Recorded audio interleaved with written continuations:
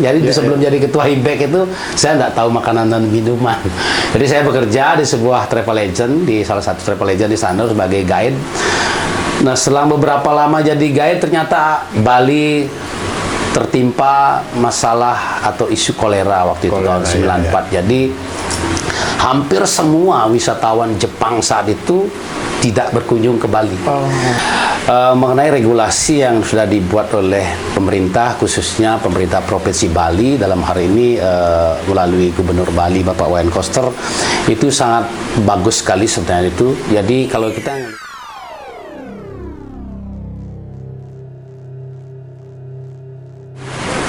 sahabat pariwisata, berbicara tentang pariwisata atau destinasi wisata tidak akan pernah lepas dari makanan dan minuman atau yang populer disebut wisata kuliner.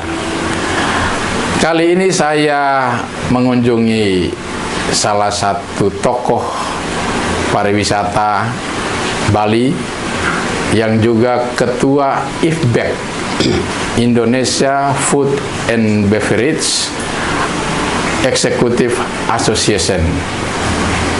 Beliau adalah Bapak Ketut Darmayase. Om Swastiastu, Pak. Om Swastiastu. Apa kabar, Pak Tut? Kabar baik. Kita ingin tahu dulu, Pak Ketut sekarang sebagai ketua IFBEK dan selama ini berkecimpung cukup banyak dan lama di dunia kuliner. Kira-kira cerita dulu bagaimana bisa sampai dengan puncak karir sebagai ketua IFBEK. Baik, terima kasih sahabat pariwisata yang luar biasa, fantastik. Salam sukses. Om Swastiastu. Sebelum dimulai, perkenalkan, nama saya Ketut Darmayase, sering disebut Darmayase Barak.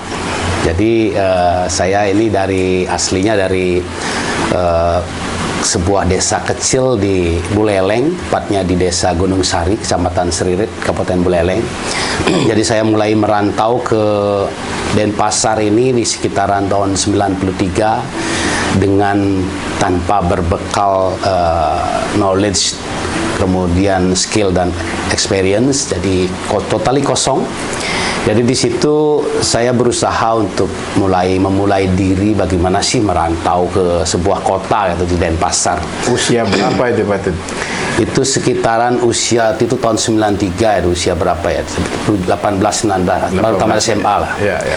Jadi ketika itu banyak teman-teman saya yang kuliah di universitas, ada yang berniat untuk ke kapal pesiar, jadi meskipun tanpa pengalaman mereka juga sudah bisa berangkat saat itu.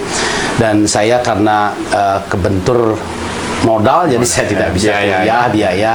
Akhirnya saya numpang nih di tempat kakak saya. Jadi kakak saya kebetulan seorang polisi, udah pensiun sekarang. Beliau sangat mensupport saya, dan saat itu beliau punya usaha biliar, jadi saya nungguin biliar nih.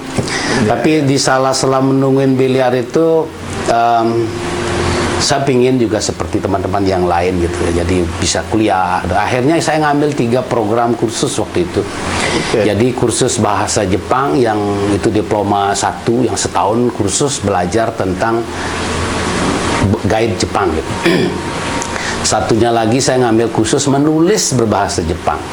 Itu dulu ada di Tekumor, namanya Bali Nihongo Bunka Gakuin kalau tidak salah. Dan satunya lagi kursus berbahasa Inggris. Jadi di sela-sela kegiatan saya yang numpang itu, jadi saya juga pengen maju seperti rekan-rekan yang lain. Akhirnya dalam proses perjalanan itu saya membagi waktu. Akhirnya setelah tamat saya berusaha untuk bekerja nih. Jadi sebelum jadi ketua IBEK itu saya nggak tahu makanan dan minuman.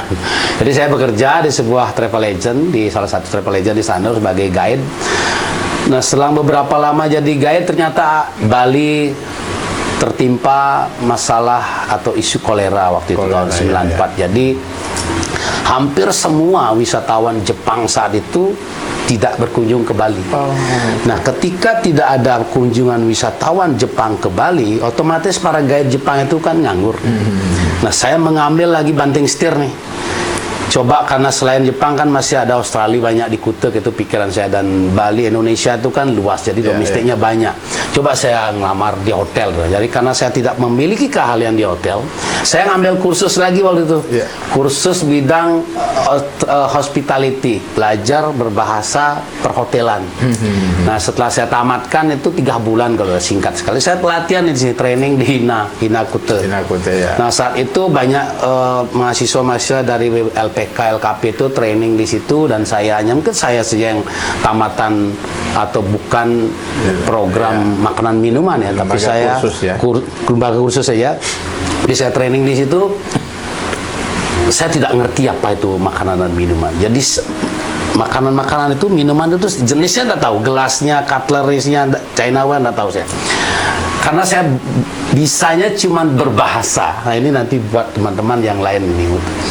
Karena saya pintar berbahasa waktu itu, jadi waktu tamunya komplain, supervisornya nggak ngerti caranya ngendal komplain dengan bahasa Jepang itu. Oh, oke. Akhirnya kebetulan saya lewat, saya membantu supervisornya. Iya. Setelah dibantu, supervisornya jadinya respect, gitu. Jadi respect ke saya. Jadi semua sekarang trainee itu saya jadi ketua tim trainee waktu itu. Iya. Nah, jadi sudah jadi ketua tim trainee. Akhirnya sering mendapat instruksi dari supervisor, Pak, Dar, nanti tolong setup ini, saya tidak ngerti. Saya kasih tahu yang mengerti. Jadinya waktu itu ada yang sudah diploma 2, diploma 3, memang belajar tentang makanan minuman. Saya minta tolong kepada mereka-mereka itu yang setup. Akhirnya saya belajar dari situ otodidak nih. Tapi waktu itu nggak ada HP ya, jadi karena ada HP, saya kasih tahu, tolong tulis apa saja di bawahnya, cutlery itu ditulis sama dia. Setelah ditulis, oh ini namanya dinner fork, ini namanya dinner knife, ini namanya spoon, oh ini namanya wine glass. Akhirnya saya mengerti. Setelah itu progres itu berjalan, baru saya ngelamar di beberapa tempat, dan beruntungnya saya pengalaman kerja pertama saya itu di Nikko Bali Resort and Spa. Jadi waktu itu Nikko itu memang 100% mungkin tamunya adalah orang Jepang, karena Nikko itulah Nihongoku. Artinya Japan Airlines. Jadi perusahaan itu memang Nikko itu brandnya Japan Airlines. Jadi semua tamu Jepang yang ada di Bali di tahun 96 itu nginapnya di Nikko. Nah, disitulah saya berkarir sebagai junior waiter sampai terakhir posisi saya itu sebagai restoran manager. Jadi dalam perkembangan itu saya mengalami kenaikan itu, promosi itu sekitar 4 kali di situ. Setelah itu, karena di situ yang bekerja semua ekspat, jadi orang-orang bule kebanyakan, saya berpikir karir orang lokal itu akan tidak bisa naik ketika terlalu banyak ekspatriat ada di sebuah perusahaan. Akhirnya saya memberanikan diri untuk pindah. Waktu itu saya pindah ke Holiday Inn Resort Baruna Bali di Tuban, bagi F&B Operation Manager. Jadi dari situ berkarir di situ. Akhirnya ingin lagi mengembangkan gitu, jadilah saya di sini sekarang di Grand Istana Rama Hotel. Tahun berapa Bali. Jadi di Grand Istana Rama ini sudah dari tahun 2009 saya di sini. Oh, paling lama sudah ya. Jadi setelah itu saya sudah memiliki posisi puncak di F&B, di Food and Beverage.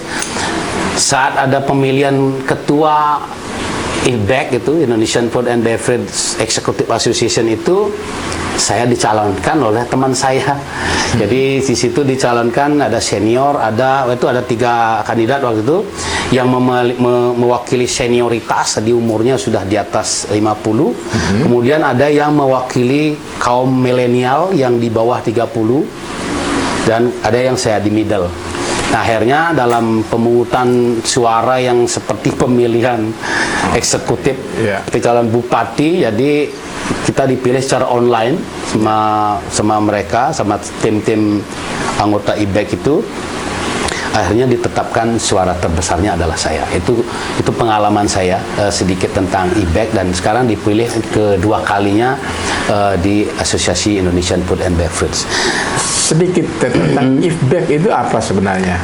IFBEC itu adalah asosiasi profesi bagi Food and Beverage Manager atau Food and Beverage Director di sebuah hotel atau restoran. Anggotanya dari mana aja? Jadi kalau IFBEC itu sendiri, kalau kita ngelihat runutannya tuh ya, di internasional itu ada namanya IFBA, International Food and Beverage Association. Di Indonesia namanya IFBEC, Indonesian Food and Beverage Executive Association. Ya. Nah, di Bali kita membuat brandnya IBEC Indonesia. Ya. Nah, di situ membersnya memang kita members dari semua anggota dari hotel-hotel dari bintang 3 sampai bintang 5 Ya. ada di tempat kita. Dan kebetulan sekali salah satu komite di IKBA itu adalah saya. Jadi di internasional itu di IPA itu yang mewakili Indonesia adalah saya. Jadi IBEC di Bali juga membuat asosiasi subordinate lagi di bawahnya itu. Iya. Ada namanya asosiasi barista, ada bartender sama sommelier. Nah, barista itu identik dengan kopi. Jadi kita membuat asosiasi Indonesian Barista Association. Nah, karena semarak sekali kopi di Bali sekarang digunakan untuk baik industri maupun rumah tangga. Jadi kita buat asosiasinya. Kemudian bartender juga, begitu banyaknya minat tenaga kerja muda Indonesia dan Bali khususnya untuk mempelajari tentang bartender, akhirnya kita membuat asosiasi bartender Indonesia. Ya, salah satu komite kita pernah menjadi juara dunia di Flairtending tahun 2003 kalau salah, di Miami. Jadi setelah itu kita membuat Bali Sommelier Association. Kenapa kita buat Bali Sommelier itu? Karena Indonesia sumber grape-nya itu, wine itu berasal dari Bali, terutama di daerah Buleleng. Ya, jadi kalau kita tidak menggunakan sumber daya alam itu dengan baik dan dikelola dengan baik, takutnya nanti diambil sama orang. Makanya harus punya talent-talent yang bisa bagaimana sih mengelola anggur atau wine itu menjadi sebuah produk, dan orang yang mengelola itu harus kompeten di bidang itu disebut dengan sommelier. Apa kira-kira yang menjadi suka duka selama katakanlah 2 periode menjadi ketua IKBEC? Suka dukanya ya, kalau kita ngelihat sukanya ya pasti fun-fun. Jadi kita kalau di F&B itu selalu fun, kita selalu bertemu sama teman dengan suka, ria, makan, minum, berdansa, berbareng-bareng, berdiskusi, saling menguatkan satu sama lain gitu. Kalau dukanya itu sebenarnya tidak ada dukanya kalau di asosiasi kalau saya ya, karena kita kan sudah ada di kumpulan orang-orang profesional nih, artinya mereka juga memiliki level untuk secara edukasi, mereka juga pasti sudah memiliki edukasi yang baik. Pengalaman kerja juga pengalaman kerja yang di hospitality ya, berarti kan mereka ramah-ramah. Artinya kalau saya sih sedikit sekali challenge kalau bilang dukanya di asosiasi. Sekarang ini kira-kira berapa anggota IKBEC yang tergabung di dalam? Di anggota IKBEC sekarang ini kalau di Bali itu sekitar 330. 330 ya? Iya. Orang. Perwakilan dari beberapa hotel. Beberapa hotel ya. Apakah semua hotel restoran itu kemudian secara otomatis menjadi anggota IKBEC? Oh tidak. Jadi di syarat ketentuan itu sih yang bisa menjadi anggota IKBEC itu adalah kalau di industri hospitality dia minimum berposisi sebagai food and beverage manager position, karena namanya eksekutif ya. Jadi kalau masih levelnya captain, supervisor itu restaurant manager belum. Itu nanti setelah dia berproses baru bisa ke situ. Pak Tut, dunia pariwisata Bali sekarang sudah mulai berkembang lagi. Kita lihat hotel, restoran sudah mulai dipadati oleh para wisatawan. Nah, ada satu hal yang menarik bahwa Pak Gubernur kita juga sudah menginisiasi pembentukan perda supaya produk-produk lokal Bali bisa masuk di hotel, bahkan sampai hotel bintang 5 dan juga restoran. Nah, ini IKBEC melihatnya seperti apa ini? Baik, makasih. Mengenai regulasi yang sudah dibuat oleh pemerintah, khususnya pemerintah Provinsi Bali dalam hari ini melalui Gubernur Bali Bapak Wayan Koster, itu sangat bagus sekali sebenarnya itu. Jadi kalau kita ngelihat beberapa pergub itu ya, yang pergub pertama, pergub 1 2020 tentang minuman fermentasi dan atau destilasi khas Bali itu, bagaimana arak yang berbahan dasar 3 bahan dasar ya, kelapa, nira sama lontar itu bisa go internasional atau mungkin dipakai di industri pertama itu sangat bagus sekali. Karena saya ngelihat dulu kalau mencari ara itu susah sekali. Sekarang dengan adanya regulasi itu kita juga berharap minuman import yang ada non spirit di dunia itu, baik itu whisky, gin, rum, vodka, tequila, brandy, itu sejajar dengan arak Bali di bar counter masing-masing gitu. Jadi itu kan ada pride, jadi kebanggaan buat kita. Satu, dari segi petani, araknya bisa nanti dipakai atau digunakan oleh industri. Jadi syaratnya mungkin petani, tidak semua petani yang araknya bisa digunakan ya. Araknya itu minimum dijual ke koperasi dulu, yang memiliki koperasi pemasaran arak untuk di sebuah desa atau kecamatan. Nanti koperasi ini akan menjual produk itu ke distributor yang sudah mengantongi izin usaha industri seperti pita cukai atau merek dagang dari BPOM itu harus sudah legal gitu, baru bisa. Jadi tidak semua arak itu bisa masuk ke hotel atau ke industri. Jadi ada syarat-syarat yang harus dilalui. Dan inilah peran pemerintah untuk memberikan edukasi atau sebagai bapak angkat terhadap para petani yang ada di masyarakat sekarang. Jadi untuk para petani seperti itu. Jadi kalau umpama arak itu berhasil bagus, cukainya juga jangan tanggung-tanggung, itu cukainya tinggi sekali itu buat PAD-nya provinsi kalau itu memang dikelola dengan bagus. Karena penggunaan minuman beralkohol di hotel, di industri pariwisata itu tinggi sekali. Kalau kita ngelihat sekarang kunjungan wisatawan ya, yang melalui penerbangan airport Ngurah Rai saja itu rata-rata sudah di posisi 16.000 sampai 17.000. Belum yang domestik sampai 20 ribuan. Belum yang melalui Dermaga-Laut. Artinya wisatawan kita ini sebenarnya sudah pulih. Tinggal bagaimana kita mengelola dengan baik itu ya. Nah, kemudian mengenai produk yang lain ya. Nah, udah ada ketentuan saya lihat di Pergub 99 tahun 2018 itu tentang penggunaan produk lokal. Produk lokal yang dimaksud itu adalah produk lokal yang sesuai dengan standar gitu. Jadi di hotel juga punya regulasi mereka ini. Satu, dari segi availability nih, ketersediaan nih, jangan sampai nanti sekarang ada produknya, besoknya tidak ada. Tidak ada kontinuitas. Kesinambungan itu harus dijaga.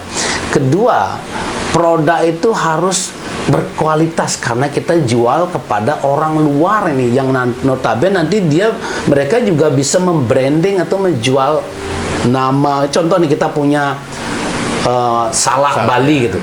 Kalau salak Bali itu rasanya manis, enak, tamu tuh kan terkesan, mereka juga akan secara tidak langsung akan berkomunikasi di luar gitu. Jadi mohon kualitas produk ini dijaga gitu.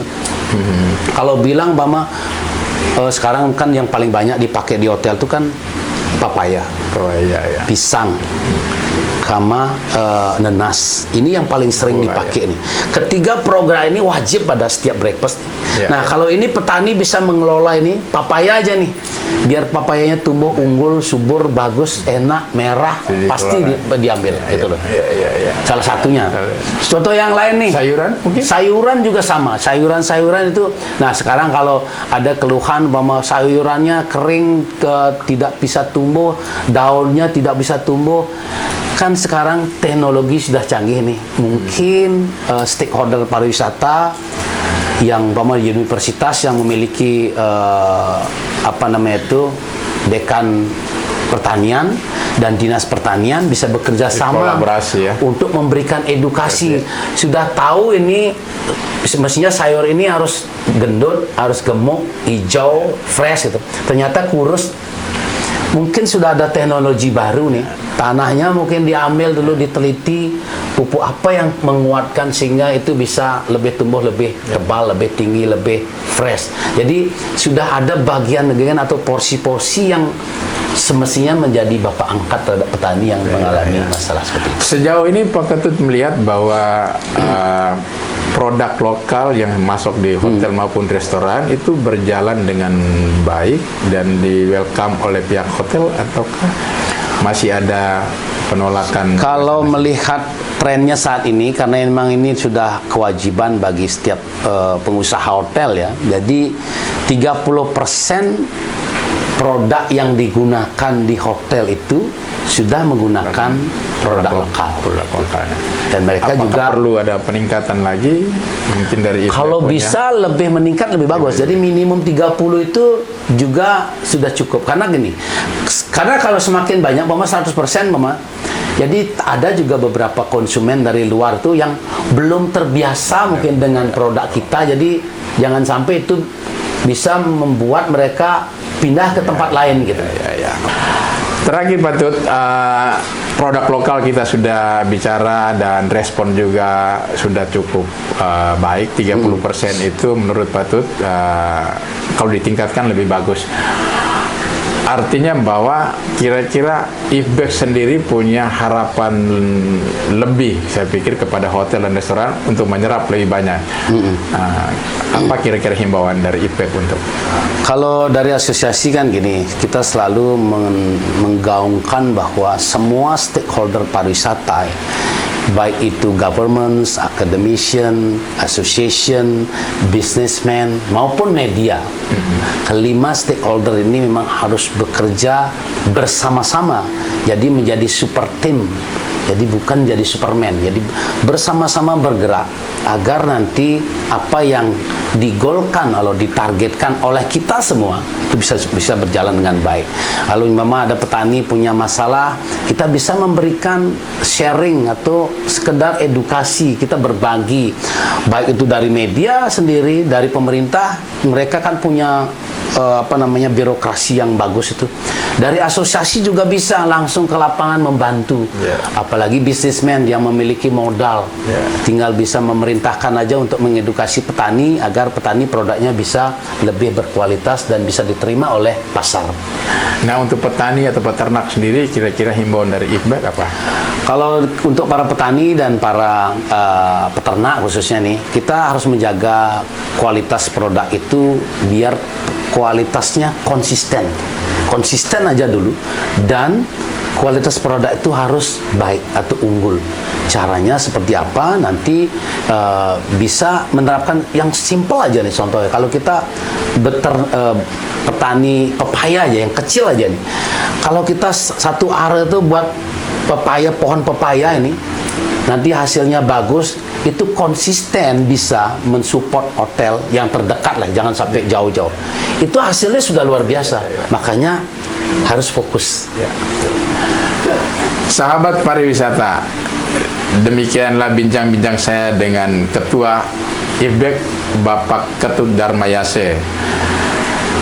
Semoga apa yang kita bicarakan pada hari ini bisa memberikan perspektif baru, pemahaman baru untuk perkembangan pariwisata kita ke depan, terutama perkembangan pariwisata Bali yang sama-sama kita cintai.